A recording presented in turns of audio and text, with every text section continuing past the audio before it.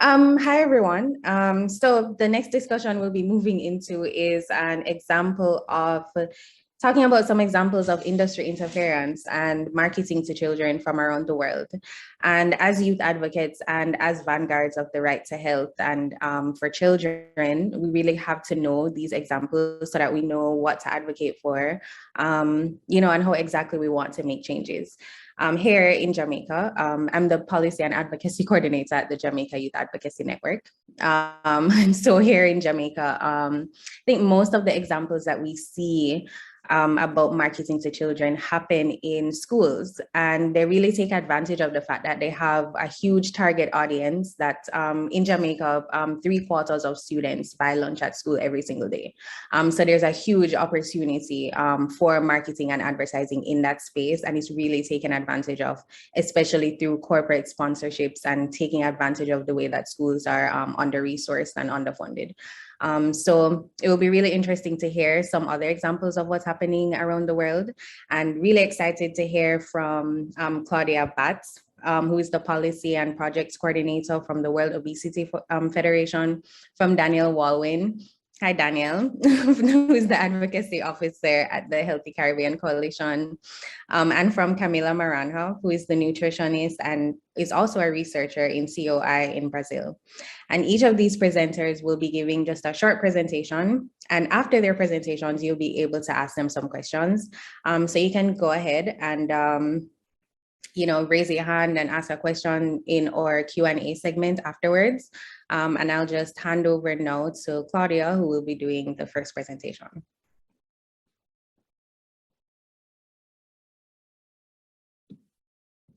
Thank you very much, Shereika, and to the organizers of this event. Good morning, good evening, good afternoon all. I've been asked today to speak to examples of industry interference in marketing to children from around the world. And just to give a bit of context about my background, I'm currently working at the World Obesity Federation on our childhood obesity portfolio, and specifically on focusing on EU policy. So if we move to the next slide, it's quite hard to follow on from Darcy, but I thought it was really, really important to outline the problem and why this discussion here, this dialogue here is very important today. So as Darcy alluded to, around the world, the number of children living with overweight and obesity is nearly doubling every 10 years. And this is expected to reach 254 million in 2030. And perhaps, more even worrisome is that this is actually growing most rapidly. And it's not just a high income problem, but also in low and middle income countries. And in response to this, at the World Health Assembly in 2012, there were 6 global nutrition targets adopted, including for a no increase in childhood overweight and obesity. However, we are significantly off track from meeting these targets as it stands. And if we move to the next slide, I wanted to outline the complexity of obesity. So can we move to the, as you see, in the roots diagram at the top, obesity is often perceived as the lack of willpower, laziness to eat, or refusal to eat more. But the roots, like all chronic diseases, the roots of obesity run much deeper. And it can be genetic, it can be psychosocial, sociocultural, economic, and environmental. And perhaps one of the biggest challenges that we're facing today is the influence of commercial and societal determinants. So, healthy diets are being undermined by marketing practices in which foods that are high in fat, sugar, and salt are being promoted more heavily than healthier options. But also, in addition to this, with the use of technology, this is actually harder to regulate. So even we see that when policies are enacted in countries, it's actually, it doesn't mean that it's actually on digital platforms in particularly, it's still reaching children. And now digital marketers are becoming a lot more efficient in actually using data to actually construct and detailed consumer profiles and to target people based on their interests and what they're browsing, for instance. And, as Darcy had alluded to, these, there's a lot of wide range of techniques that are being employed. from product packaging and toys, appealing mascots, celebrity endorsements, and product placements. And I think now actually a growing field is also with video games. We're seeing the industry is actually using these opportunities to reach youth. And this is why it's really important that we have a really broad policy scope. And on the next slide, I just wanted to outline how the impact of food promotion. So this is altering both our awareness and but also our attitudes, our consumption patterns and choices. And 3/4 of children between the age 5 to 12 are able to correctly match at least one sport to a sponsor. But what's concerning is that often, we lack the nature, the persuasive intent of marketing, and marketers are often putting forward positive attributes to their products or selling it this way. So in the next slide, I just summarize some of the key risks. So in addition to undermining healthy diets, it alters our food preferences and choices, but also, as Darcy alluded to, threatening our right to health, and also emotional, mental, and spiritual well-being. And now, in light of COVID, I think we've seen on the next slide, we've seen that with the increase in the use of technology, actually, this has just been an opportunity for them to increase their reach. So food companies have been using promotions and sponsorships to actually associate their products to promote testing or to offering free or discounted goods to people who are following health guidelines. And not only this, now today we're here on Zoom convening on an online platform, but this is actually even a new billboard opportunity, for instance, to promote their products in the form of sort of branded custom backgrounds. So I just want to spotlight 2 examples on the next slide. So Krispy Kreme in the US in last year, they actually had an offer where they were actually giving free donuts to people who could show their vaccine card. And it was not just one donut, it was 2 donuts. So even the tagline that you can see there, show your heart, it's really quite effective, and it's encouraging people to share this experience with someone. And then just to spotlight what Coca-Cola have been doing, they've actually been donating money to the ministries of health to support families that are affected by the pandemic. And in the UK, where I live, we've seen that they've also been partnering with food delivery services to cover delivery fees, but also to giving health workers in the NHS vouchers for delivered meals and to support community funds.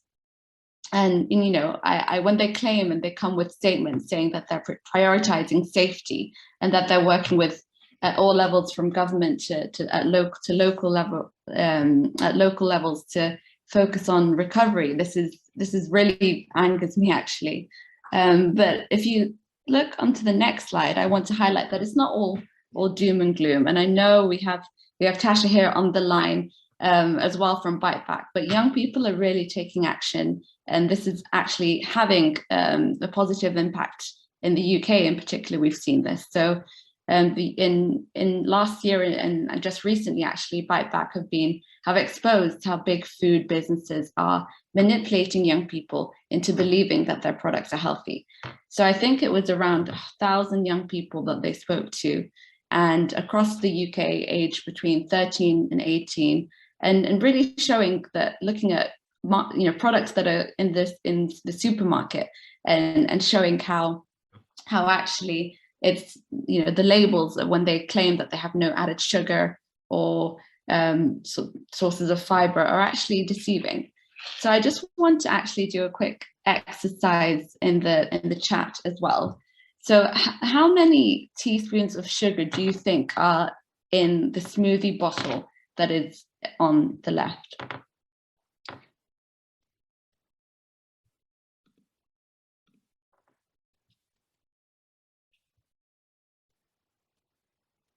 Ten, 5. Anyone else? 8. Okay.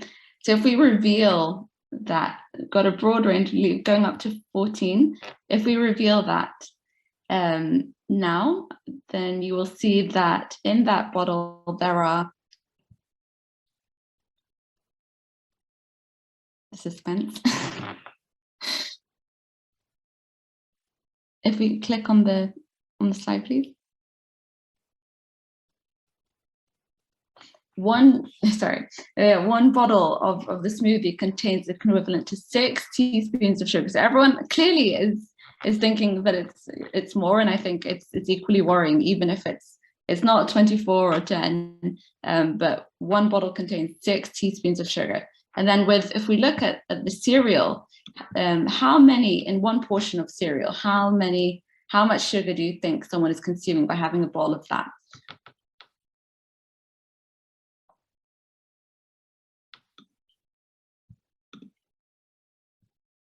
Seven. I think in interest of time, if we can reveal the results in 1 minute. 4, 15, 10. Okay, if we can reveal the answer now. So by having a bowl of that, you'll be eating 30% of your daily free sugar allowance. And that is just in the morning. And this is not taking into account everything else you eat in the day. So if we go into the next slide, because I know time is short, and I don't want to run over, there are a lot of opportunities that are coming up that we can leverage. So this coming Friday, next week, is World Obesity Day. And this year's theme is around the theme that everybody needs to act. And I think, this is really a chance for us as youth advocates to share stories, to expose some of these tactics, but also to come together in a global call for change. And I think if we do this together and we amplify our efforts, this can really have a big impact in reaching health ministers and policymakers, but also inspiring change at the local level and communities itself. But also this year, we saw that the World Health Organization they ran a consultation and produced recommendations for the prevention and management of overweight and obesity across the life course. And this will be discussed in May at the World Health Assembly. And if you can see there on the slide, there's actually a specific recommendation to regulate marketing of foods and beverages high in fat, sugar, and salt. So these are on global discussions, but I think until then, and even if these are adopted, there's still more action that we need to take. But I do really believe in our power as young people to address this issue. So thank you for having me present. On the next slide, you'll just see some resources which are available to you. We've got our platform Healthy Voices, where you can access the digital deception toolkit that we published on marketing last year, but also we worked with colleagues at HCC on a childhood obesity prevention toolkit outlining a roadmap of how young people can advocate on this issue. So thank you again, and I'll hand it back to Shereika. Thank you so much, Claudia. Really good presentation. Thank you. I think what really stood out to me was the fact that we're starting to build brand loyalty from as young as 5, and just the impact that can have. And the COVID and vaccination and fast food drives, we saw a lot of that in Jamaica. So just to know that that's something that's happening globally is frightening. But thank you. We'll move right ahead into our next presentation. Really excited to hear from Danielle Walwyn, the Advocacy Officer at the Healthy Caribbean Coalition. Over to you, Danielle. Thanks, Shereika, and hello, everyone. So my duty today is to give you a bit of a background on what's happening in the Caribbean. So the Caribbean reality when we're talking about marketing of unhealthy food and beverages to children. Next slide, please. So before we even get into specific examples of marketing, I really just wanted to set the scene and kind of give an overview of what's happening in the Caribbean, which makes it easier for this pervasive marketing to happen. So firstly, unfortunately, no country in the Caribbean has implemented regulations in terms of marketing to children in spaces that they occupy, specifically the school environment. We are hoping that this will change because Kimberly Benjamin, who was our chair last week and who is on the call, has developed a resource on regulating the sale and marketing of unhealthy foods and beverages in schools. So shout out to Kimberly, and we're hoping that this guide will guide policymakers in implementing these important policies. But another challenge that we're having in the Caribbean, which is why, you know, one of the reasons why we think that there's a delay, is that a lot of the policymakers actually have memorandums of understanding or other agreements with fast food restaurants and manufacturers of these unhealthy food and beverages. So you can kind of see where there's a little bit of a power imbalance that has led to the delay. One of the many reasons. Another big thing, we import most of our food. So as small island developing states and other SIDS, big food is in the Caribbean. And so it has become widely available. Ultra-processed food products are cheap and accessible and widely marketed. And that's just a reality of our region, which we're hoping that we can change. Another reality is that we are small communities. So everybody knows everyone. You're likely to know someone who works in the fast food industry or who works in the persons who are manufacturing unhealthy food and beverages. That's just something that is, again, our reality in the Caribbean.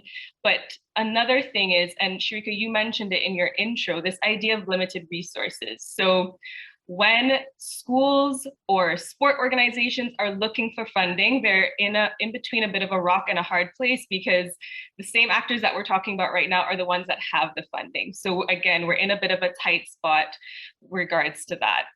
And lastly, there are unfortunately, few or no systems in place to identify and manage conflict of interest. If we go back to our intro video where we saw those red flags, there are so many red flags in some instances when we're looking at partnerships between private and public sector. And we do think that this could be managed if we did actually have conflict of interest policies in place to safeguard the policymaking spaces. And again, to ensure that health is always put ahead of profit. Next slide, please. So that's just kind of an overview of where we're starting in the Caribbean. And so now I'm going to give you an overview of a few of the marketing examples that we've seen and industry interference examples as well. And I'd be really keen to hear if these are happening in your country. So please feel free to shout out in the chat. Where we actually have, again, because there are no regulations, we actually have fast food restaurants coming into the school communities to, again, have activities with them.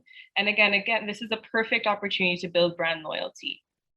Next slide, please.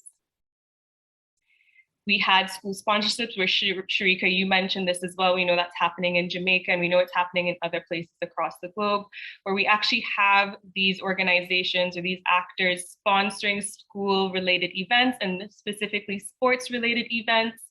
And another thing is that they are branding some essential items that children need for school. So we are talking about children seeing these brands, not just when they go to the supermarket, but they're literally seeing them everywhere they go. Next slide, please. So you saw the backpacks there. Imagine, just envision it with me, you're walking into a school classroom and you see that the boards in the school classroom are plastered with branding. A child opens their planner for school, they're seeing branding. They have there's instrument that they're using to write with, they're seeing branding, their backpack, they're seeing branding. So it really is, when we say pervasive, it really is everywhere. Next slide, please. And Claudia, I'm so happy you went before me because you really gave a good overview of what's happening in the digital space. So at the Healthy Caribbean Coalition, we track activities of industry, and we saw an exorbitant amount of marketing in the digital space, especially over the COVID-19 period. So I'd be, again, interested to hear if any of you were seeing some of that in your countries. So you can see that in these pictures, the actors are kind of merging school and their product together. And again, using this as an opportunity to do that. I'm seeing Marcia Munnings in the chat saying comments. So again, this is happening across the region. Next slide. This one got me. And Darcy mentioned it too, this whole idea of influencers and child influencers. Again, this wasn't super popular, but over the last 2 years, we have seen an influx in the amount of companies that are using child influencers to market their products. So we are seeing, as you can see, a child is seeing themselves consuming this product, advertising this product. They look like they're having fun. So you can see the power in that. So again, this was an example to me of how big food has really come into, and our local producers are learning so much from the big corporations. Next slide, please. And so this slide, I really wanted to highlight just some of the conflicts of interest. So the first picture that you're seeing at the top there, remember I mentioned those agreements that are happening between ministers and private sector. This is an agreement between the Minister of Education in Jamaica and Restaurants of Jamaica. If Restaurants of Jamaica, which includes restaurants like fast food, and they're providing primary school children with meals. The picture on the bottom left, so Nestle, which we know has produced ultra-processed food products, held a youth forum last year. And if you can shift your gaze to the picture on the far right, you can see that they use that opportunity to promote an ultra-processed food products. So again, conflicts of interest, some red flags. We had ministers from across the region. Thanks, Kimberly. We had ministers from across the region actually be featured speakers at this event. And I won't speak too much of it because we've seen it already, and both Claudia and Shereika mentioned it, but this whole idea of the ministry kind of partnering with public health in the COVID era. So you can see every child that got vaccinated got a free kids meal, and this is something that we saw across the region. And just to end, as we're talking about industry and we're talking about promoting these food policies that can, again, protect our health, protect our region's people, we unfortunately had the industry dilute, meaning making it less strong, delay, and interfere with our front of package nutrition warning labeling process that we were advocating for. But I do have to say, to end on a bright note, we have had some really, really powerful ministers, particularly I have to shout out Minister Tufton in Jamaica, Shereika, who has been standing up in terms of conflicts of interest and recognizes this and is doing something about it. So just to end, final slide, is just, again, as we're here together, we're here having these conversations, and I think we all recognize that the power of policy. And so as HCC, and I know as our partners, we're going to continue to advocate for those. Thanks so much. Thank you so much, Danielle. I'm very familiar with all of the examples that you gave. I was even able to name some of the child celebrities that were being used as, for the sponsorships. So yeah, definitely a huge problem in the Caribbean, and we have a lot of work to do. But now we'll be hearing from Camila, who is a nutritionist and researcher in COI Brazil. And over to you, Camila. Okay, thank you so much, Shereika. I'm so happy to be here with you. And good afternoon here from Brazil. Here's a beautiful Saturday Carnival day. Carnival is starting today, but I'm so happy to be here with you. And I will bring some more examples of marketing to children, but now with a focus on Latin America. Next, please. So I've gathered here some of the thousands of examples that we have of food advertising. Those are examples from Argentina, Brazil, Paraguay, that show that they make use of famous characters, such as brand characters, such as Tony the Tiger from Kellogg's, of this dinosaur of Danone. They also associate their image to Christmas, such as Coca-Cola has been doing for decades. It's also common to see the sale of products together with toys, such as McDonald's using with Happy Meals for decades as well. And there are plenty of examples of nutri-washing messages as well, where they try to make consumers think that their products are healthy while they are not. All of those examples I brought here are from ultra-processed food products, similar to what Claudia was mentioning before me. And they even use a mix of strategies, using, for example, characters from Pixar or Disney, and also claiming their products to be healthy or sustainable or social responsible. Next, please. We are also identifying their association with sports and healthy lifestyles. So last year we had the Tokyo Olympic Games, and we had one of the youngest medalists was a Brazilian skater of 14 years old, Raíssa Costa. And right after the games, Nestlé made her an offer, and now she's part of the Nescau team.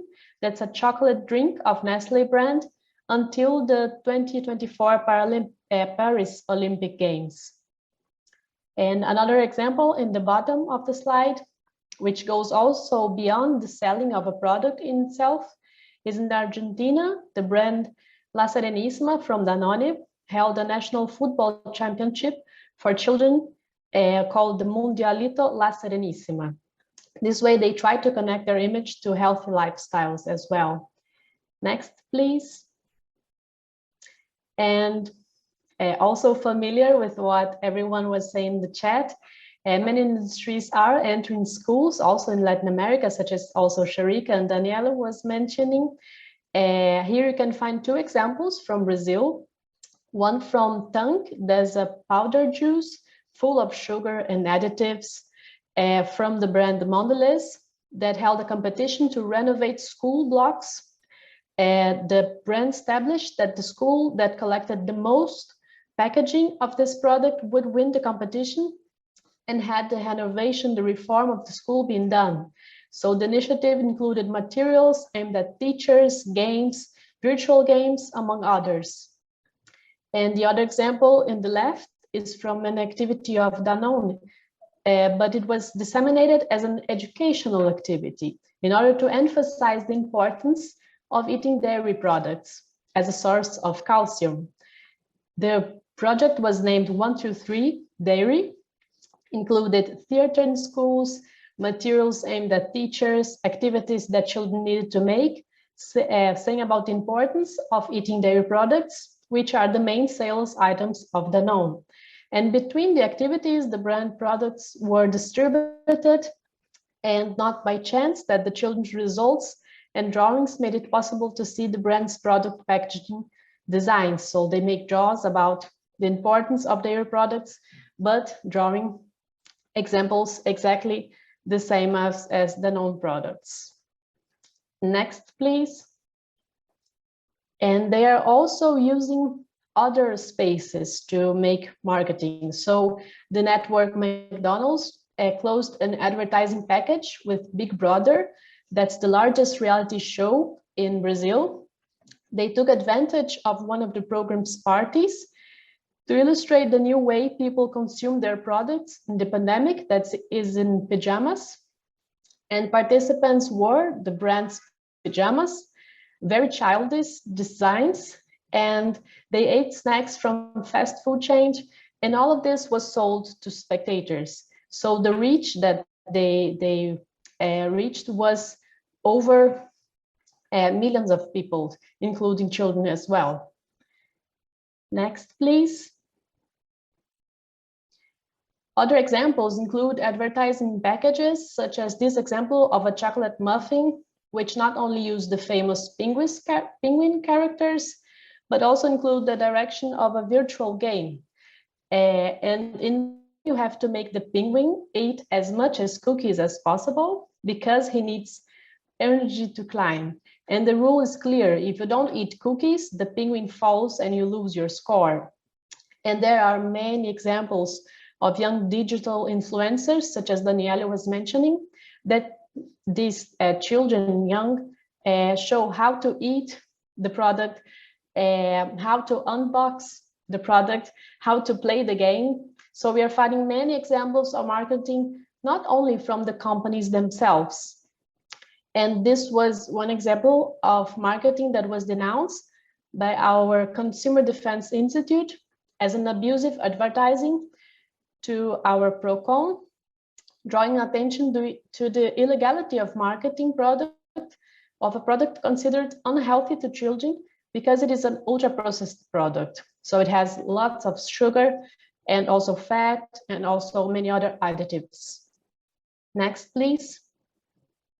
And companies are also entering the game world of children. So we had this news of McDonald's fast food chain opening a unit within the Minecraft virtual game, which allows players to make real orders.